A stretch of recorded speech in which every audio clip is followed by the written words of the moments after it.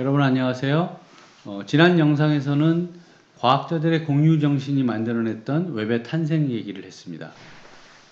유럽 입자물리 연구소인 CERN에 근무하고 있었던 팀 버너슬리라는 과학자가 물리학자들끼리 물리학과 관련된 논문이나 자료들을 손쉽게 찾아볼 수 있는 그런 하이퍼텍스트 개념을 도입한 HTML이라는 문법과 그 문법을 활용한 홈페이지 같은 것들을 만들 수 있는 웹이라는 기술을 개발해내고 그것을 기반으로 세계 최초의 홈페이지를 만든 그런 얘기들을 했었고요.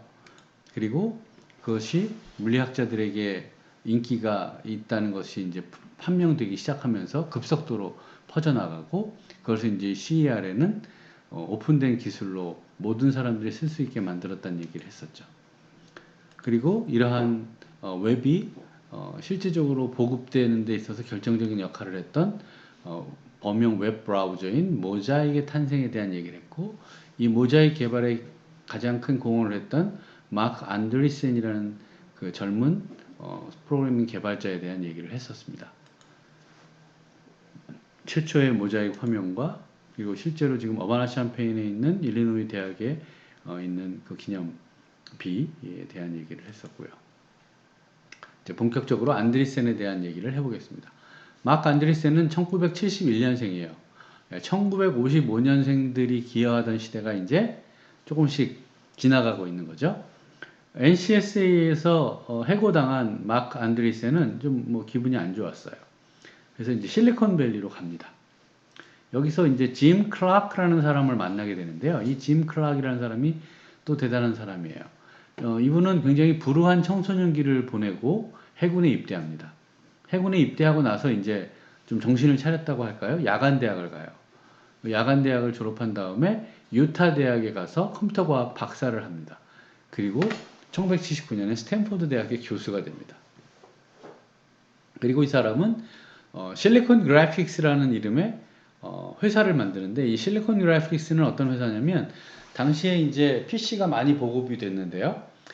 스티브 잡스도 그런 시도를 했지만 아주 고성능의 컴퓨터, 특히 그래픽 처리를 하기 위해서 아주 고성능의 컴퓨터가 필요했는데, 그러한 고성능의 컴퓨터를 주로 생산해서 판매하는 회사를 만든 거예요.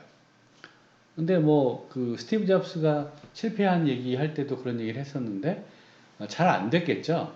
그렇게 고성능의 컴퓨터가 만드는 사람들은 필요할 거라고 생각을 하지만 실제로 수요가 그렇게 많지는 않았거든요. 그런데 이 짐 클라크에게 행운이 찾아옵니다. 당시에 이제 그 조지 루카스라는 사람, 스티븐 스필버그와 조지 루카스가 뭐 스타워즈부터 많은 영화를 만들죠. 이때 이제 이 스티븐 스필버그와 조지 루카스가 주라식 파크, 즉 주라기 공원이라는 영화를 만들려고 해요. 뭐 여러분도 어렸을 때 좀 봤을까요? 이 주라기 공원이라는 영화를 만드는데 특수 효과가 굉장히 많이 필요한데, 이러한 특수 효과를 처리하기 위해서는 아주 고성능의 그래픽 처리를 해줄 수 있는 컴퓨터가 필요했던 거예요. 그래서 이 조지 루카스가 이 실리콘 그래픽스라는 회사에 투자를 합니다. 이렇게 됨으로써 이 짐 클라크는 굉장히 큰 돈을 벌게 돼요. 그래서 이 짐 클라크가 그렇게 큰 돈을 번 이후에 이제 마크 안드리센을 만나게 되는 거예요. 짐 클라크는 마크 안드리센과의 첫 만남에서 미래 컴퓨터 환경이 웹과 브라우저 기반의 산업으로 바뀔 것이라는 확신을 갖게 됩니다. 그래서 무려 440만 달러를 투자를 해서 당시 뭐 엄청난 돈이었겠죠. 모자이크 커뮤니케이션스 코퍼레이션이라는 회사를 창업하도록 합니다.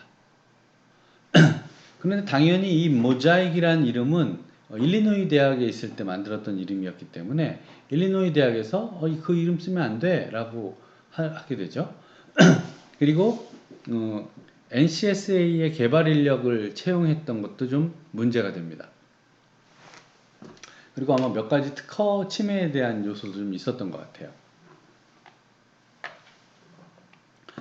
그래서 일리노이 대학과 이 모자이크 커뮤니케이션즈 간에 좀 갈등이 시작되고 결국은 이제 합의하게 됩니다. 미국은 사실은 합의하는 경우가 굉장히 많죠. 그래서 무려 300만 달러의 합의를 하게 돼요. 440만 달러 투자했는데 이 중에 300만 달러를 합의금에 썼네요. 어쨌든 이렇게 해서 회사가 출범할 수 있게 됩니다. 그리고 회사의 이름을 모자이 커뮤니케이션즈에서 넷스케이프 커뮤니케이션즈로 변경합니다. 그리고 그 유명한 넷스케이프 내비게이터라는 세계 최초의 상용화된 웹 브라우저가 만들어지게 되는 거예요. 1994년 10월의 일이었습니다. 이 소프트웨어는 무려 3개월간 200만 다운로드를 기록하면서 급격히 성장합니다.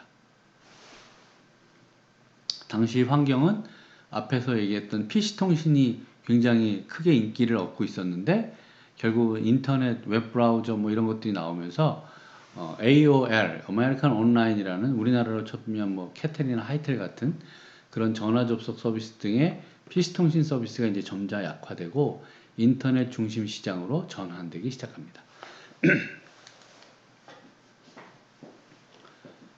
네, 넷스케이프라는 이 웹 브라우저는 정말로 전설적인 프로그램이었어요. 대단한 인기를 얻게 됩니다. 그래서 넷스케이프는 1995년에 바로 상장합니다. 뭐 많은 사람들이 우려를 했지만 뭐 엄청난 인기를 얻게 돼요. 인터넷에 대한 미래와 사람들의 기대감을 표현한 첫 번째 신호탄이 됩니다. 즉 소위 이제 닷컴 버블이 이제 시작되는 거예요. 당시에 예상 적정가가 14달러였습니다. 상장할 때. 그런데 첫날 최고가 75달러까지 올라가요. 뭐 거의 미친 투자가 뭐 이렇게 묻지마 투자라고 하는 그런 식의 투자가 이루어진 거죠. 뭐 사람들이 사실 웹브라우저가 뭔지도 잘 모르면서 이 인터넷은 미래의 산업이다라는 생각에 막 투자를 한 거예요. 이 넷스케이프의 첫 번째 내비게이터의 그 패키지 디자인이었고요. 이 N자가 넷스케이프의 심볼입니다. 그 당시 24살이던 마크 안드리센은 뭐 돈도 엄청나게 벌었을 뿐더러 세계적인 스타가 됩니다. 무려 타임지의 표지 모델이 됩니다. 네. 그리고 이게 넷스케이프 1.0의 초기 화면입니다.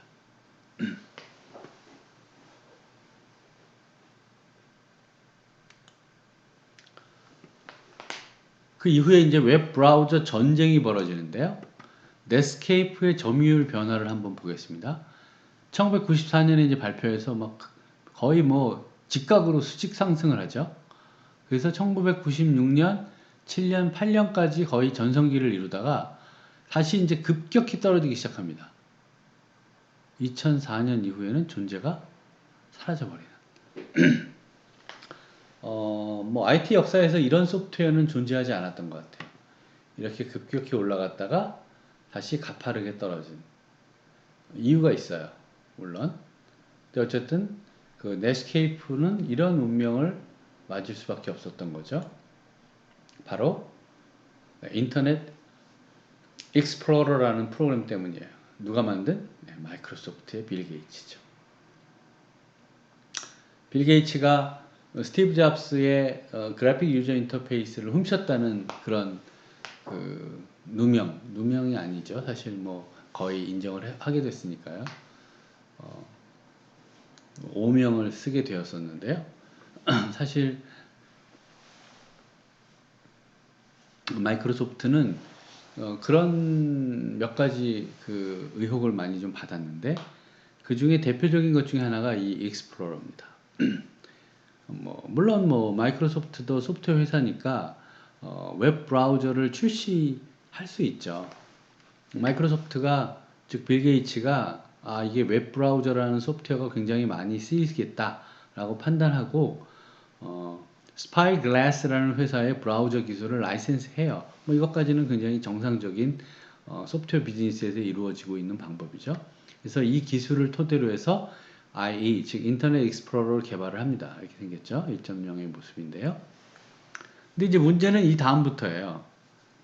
윈도우 95 플러스 팩에다가 인터넷 익스플로러 1.0을 탑재를 해서 판매를 시작을 했는데요. 창피합니다. 뭐 내비게이터의 인기가 워낙 좋았고요. 인터넷 익스플로러 사람들이 쓸 이유가 없었던 거죠. 그래서 이제 마이크로소프트가 어떤 결정을 하느냐, 윈도우 98부터는 아예 운영체제를 설치하면 자동으로 인터넷 익스플로러가 설치되도록 한 거예요. 사람들이 굳이 웹 브라우저를 따로 설치할 필요가 없는 거죠. 실제로 아무리 내비게이터가 넷스케이프가 인기가 있다고 하더라도 넷스케이프 내비게이터를 찾아서 깔아야 되는데 그런 노력을 할 수 있는 사람보다는 그냥 컴퓨터라는 것이 가전제품처럼 소프트웨어가 저절로 쫙 깔리기를 바라는 사람이 훨씬 많았던 거죠.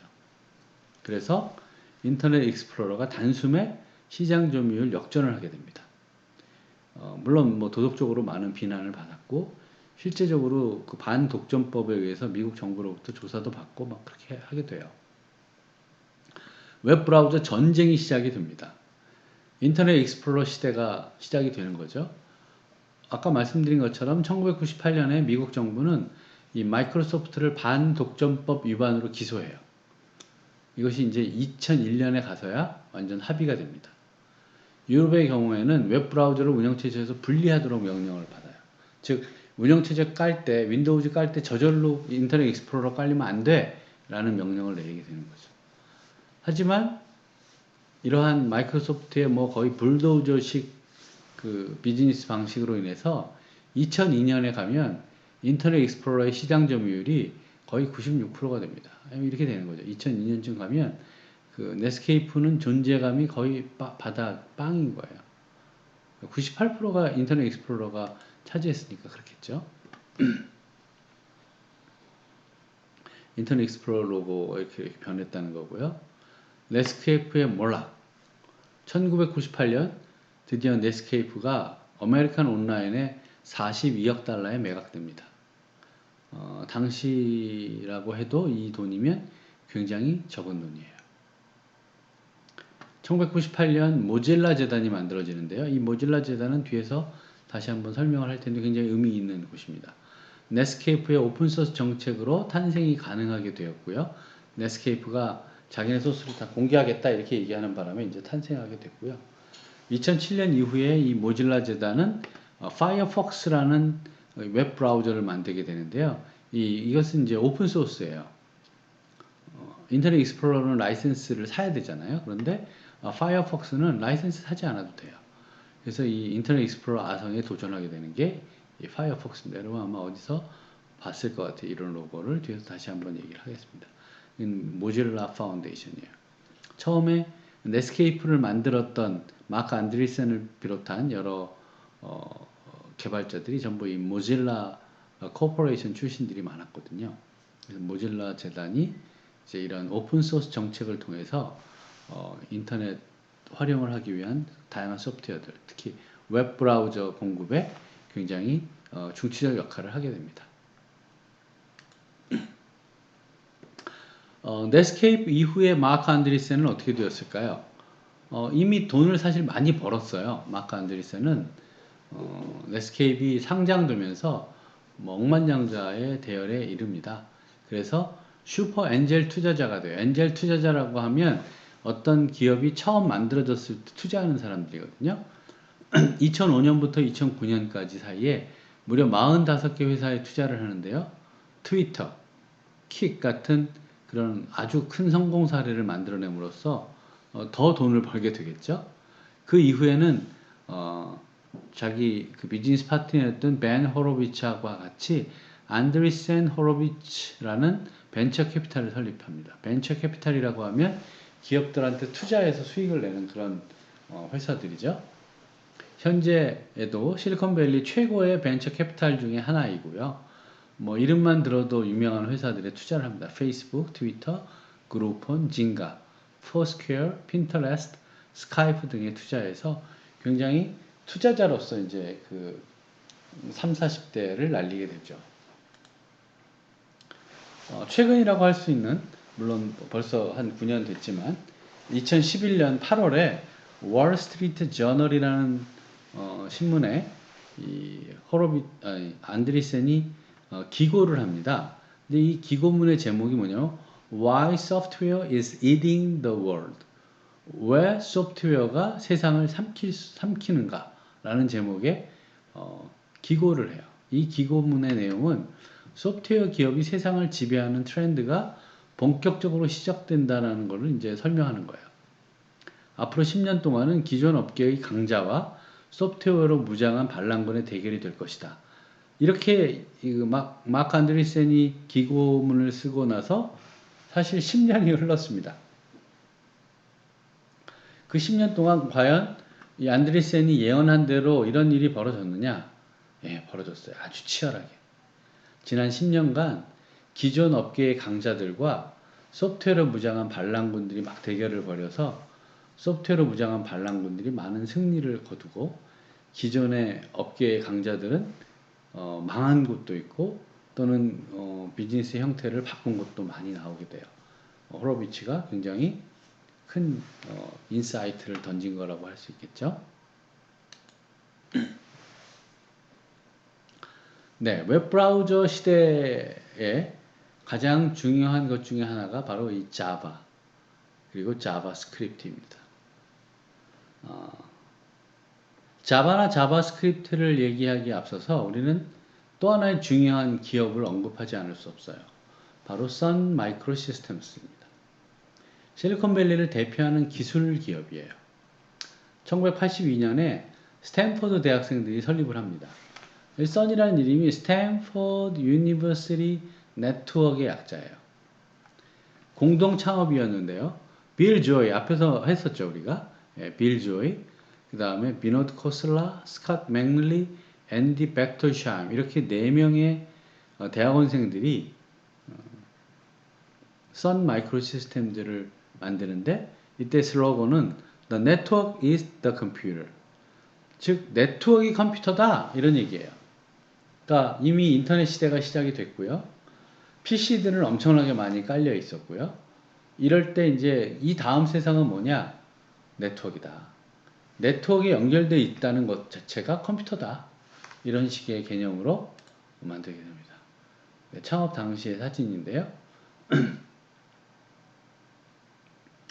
앤디 벡터샤임이 아마 주도적인 역할을 했다고 그래요.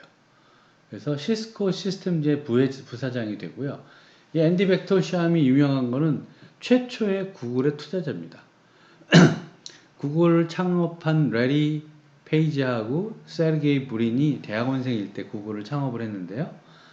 창업을 하고 이제 좀 시간이 지나니까 서버 비용이 많이 드는 거예요. 돈이 필요하잖아요. 그래서 이제 스탠퍼드 대학 교수님한테 이제 얘기를 한 거예요. 교수님 저희가 이런 걸 만들었는데 봐주세요.